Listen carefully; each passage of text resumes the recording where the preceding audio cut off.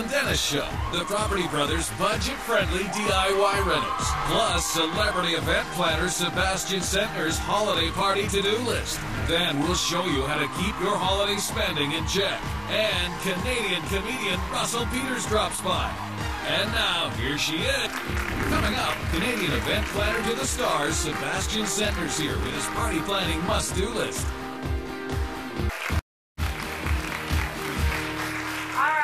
Whether you're going to plan a gala dinner for 400 or an intimate dinner party for 12, I don't even know 12 people. The same party planning rules apply, that's for sure. Here with his step-by-step guide to planning the perfect party is celebrity event planner Sebastien Centner. Thank you. Okay. Thank you. So we've got this big calendar here. Tell me what you do. What I feel like we're going to do the weather. Here's the weather. No?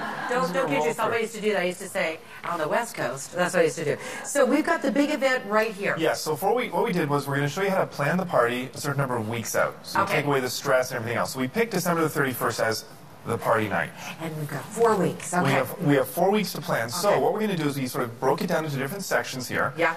And we're going to go through each one at a time. So let me guess. How far do you start planning? Oh, as soon as I know the date's happening. Oh, good. As soon as I know, because I have to think about it and I have to organize and reorganize. And is that usually, what, like 3 days before the actual date? No. It's so funny because somebody said to me the other day, she needs to know what the date is, and I work on the moment that I find out. Okay. So what would be your first pick? Well, 4 weeks out. My first pick is this one. Just eat, drink, and be merry. Exactly. But Let's I skip said everything else. Concept, budget, and the who's who. You're right. Okay. So we're going to take that off. Well done.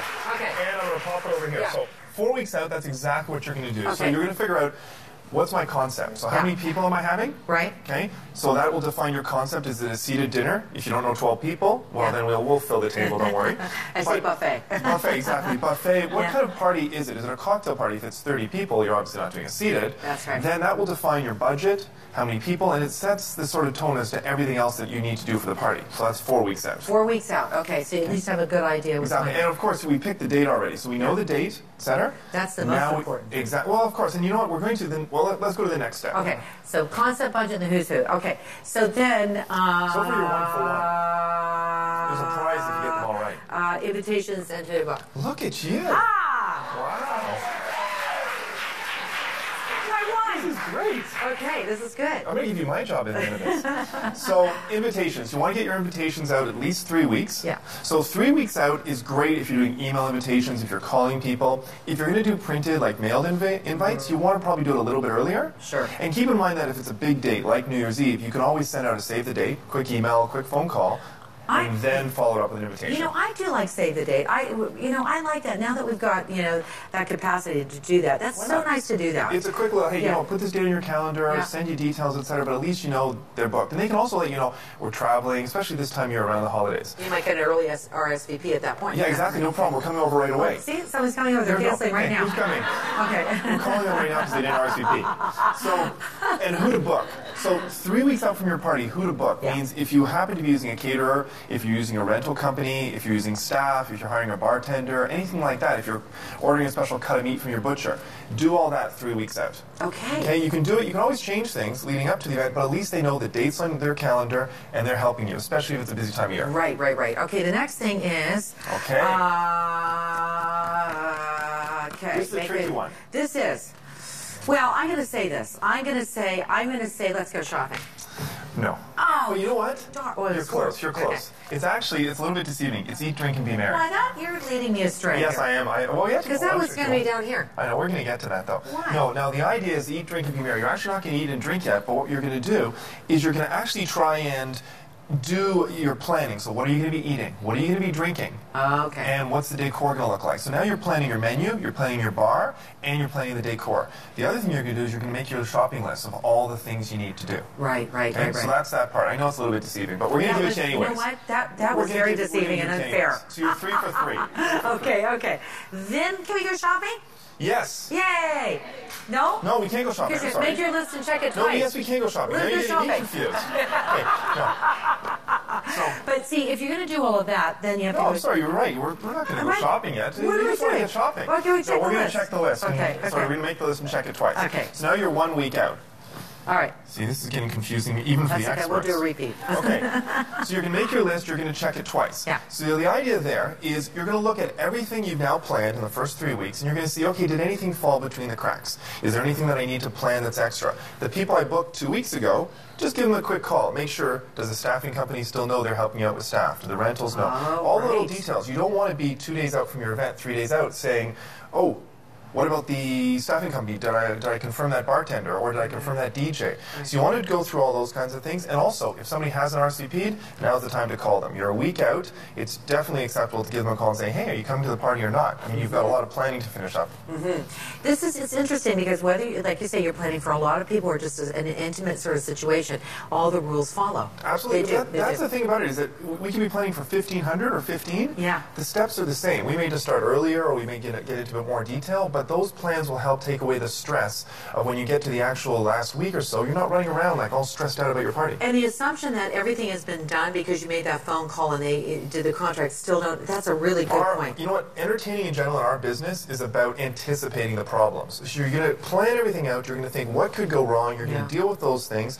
And then what happens is it gives you time to actually deal with anything that comes up. Right. And you're less stressed the day before your party. Right. Okay, so can we go shopping now? Yes, we can go shopping. 2 days before? 2 days before the party? 2 days before, exactly. You're I'm really just good giving, at this. no, well, this is good. I'm Like going to need business flowers? cards. Flowers and stuff? I'm very good You know at what? You can do shopping for as much as you, like for example, you can do shopping for the bar. Yeah. No problem, 2 days out. You can do most of your food shopping, and it's just an issue about maybe adding some of the sort of maybe the fresh produce that you might buy the day before, or even the day of. But you can get things like flowers. You can get all your decor finished up, so you're decorating around the house, etc. You're buying all that kind of stuff. But the other thing is keep in mind, you're now 2 days away from your party. If you're doing, let's say, a seated dinner, you can set the dining room table. Sure you can. You don't have to put the fresh flowers out, but you can get everything set, so it's less for you to actually worry about doing, the day before the party. Okay, now I want to talk to you about buying the wine and buying the pop or the club soda. Like, what are the basics that we have to have for this bar? You have to make sure you've got, obviously, well, it depends what you're serving. You have to decide your menu. Like back here, we sort of figured it out. If you know, like wine, beer, maybe spirits. Yes, Okay? yes. First of all, one thing that's really great to do is to do a self-serve bar. Okay, so you set everything up so you're not running back and forth and doing drinks for your guests all night, right? Yeah. So this way you have a self-serve bar, it's all set up, and you're sort of ready to sort of, let people help themselves. You might invite them to have a first drink, but then they can replenish throughout the night. Okay. So you're going to have, for example, the basics are your red and white wine. You might want to do a sparkling wine or a champagne. You'll have, obviously, maybe beer. You're going to do mixed drinks, but mixed drinks are tricky because there's a whole selection. So you could, if you're going to set up a full bar, it gets really, really, really intricate. Keep it simple though. Red wine, Keep it simple. beer, or if you want to have a spirit, maybe do a martini bar. Yeah. Right? You have, vodka and you have a bunch of mixes. You let people make their own drinks. Yeah, I think if you initially give them a drink first and then let them help themselves, that's great. And set the stage. Set the stage. You're 5 for 5. Okay. Well, I don't know not what your really, prize is, but we're going to find something for you. So set the stage. So now what we're going to do basically is we did all of our shopping the day before. We're going to finish it up with actually doing most of our prep and everything. So you go to a party and the host is spending most of the time in the kitchen. Yes. That's not really what your friends are coming to see. They're coming to see you. They want to spend time with you. So the day before the party, you're going to be doing all your prep, or as much prep as you can. Meaning like what? Like for example, if you're doing let's say it's a bruschetta, right? You can actually do the mix and everything ahead of time. Right? And actually put it in the fridge, it's ready to go, and then the next day you're just doing a little toast and adding. Sure. The idea is how do you break it up so that you don't do as much work the day of your party. Yeah, I was telling Sebastien too, I walk through how people are going to walk through. Yes. Where they're going to put their coats, what they're going to do. There's a great point. Yeah. What do people do with coats? You get to somebody's house and all of a sudden there's no room in the closet, you're running around, you're throwing coats on beds. Yeah. Plan that the day before. Maybe empty out half of your entrance closet. Sure. So that your guests actually have somewhere. Go through, clean the house, do the full cleaning of the house so you're not running around the day of the party doing that. Okay, very good. Well, so there's the calendar right there, and I see that there's a bar that's going to be rolled in here. You know what? I wanted to get to that before, on my next guest. I know, you had eat, drink, and be merry. So anyways, we're now the day of the party, right? So of course you want to get dressed, you want to get all these things, but the most important thing that any host should do is have a drink. Yeah. Now, you don't know who's going to drop by in the party. No. You have no idea who's going to drop by. No, you never know who's going to show up. No, you don't. So, for example, what we're going to do here is we're going to actually do a blueberry cider cocktail, a martini. Okay. And, so just in case, because you don't know what people like, but in this case, I did something a little bit interesting. I mixed this Thornbury cider, which is actually a local product. Beautiful. With a little bit of blueberry vodka. Yeah.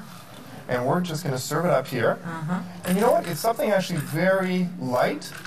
It's a great welcome cocktail, a little blueberry skewer in there. That's so whoever nice. comes over, even if they're not a big fan of martinis, it's a bit of a combination, and it's a nice light drink for them. Well, beautiful, beautiful. And gee, you never know who's going to drop by Russell Peters. Russell Peters. Russell Peters. I don't know if he drinks. You never know who's going to drop by Russell Peters.